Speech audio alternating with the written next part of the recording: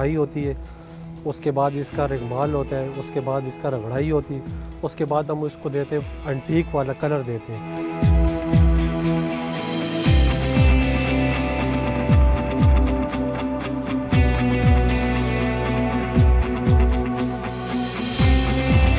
क्या डिज़ाइनिंग बता रहे हैं उस हिसाब से हम उनके हिसाब से बताते हैं। जब उनको हम तस्वीरें दिखाते हैं ना, उस हिसाब से हम बना देते हैं। एक फूल बनाने में कम से कम महीना 2 महीने लग जाते हैं, ठीक है।